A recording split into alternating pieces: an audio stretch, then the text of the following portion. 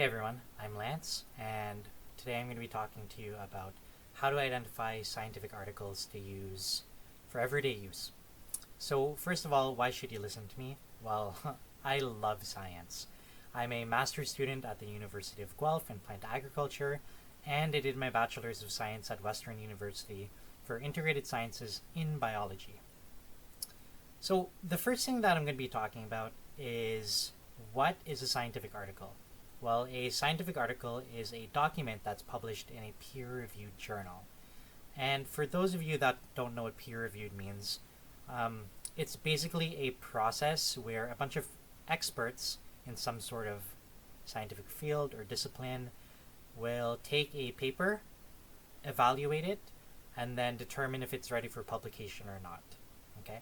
So peer reviewed articles are articles that have gone through the peer review process and are thus able to be used as a reliable primary source. So here I have some examples of peer-reviewed articles, peer-reviewed journals. These are just some of the top ones, so you can see some pretty popular ones like a lot of Nature publications in journals, science, things like that, right?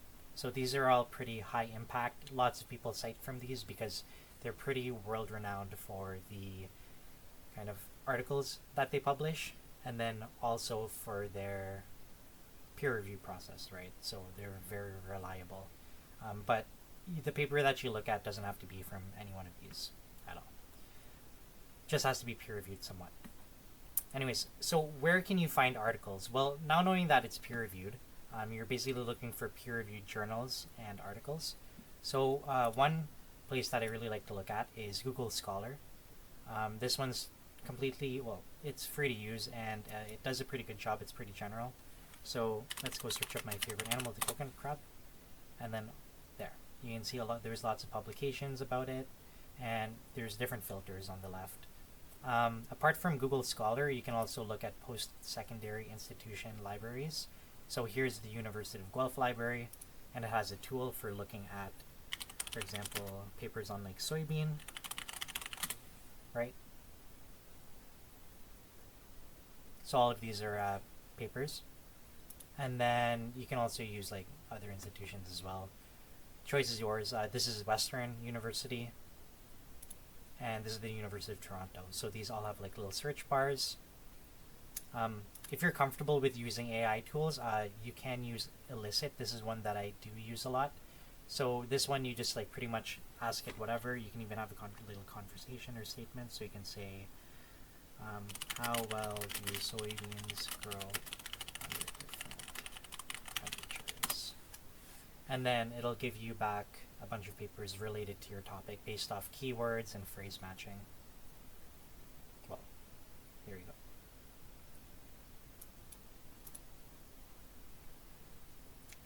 So there are a couple of types of articles I have here, and you should be pretty familiar with the two of them. So first of all, we have primary articles, and I have an example of a primary article here. So this one, I'm taking it on the responsive isopods because I keep a lot of isopods. So we're just going to open this up.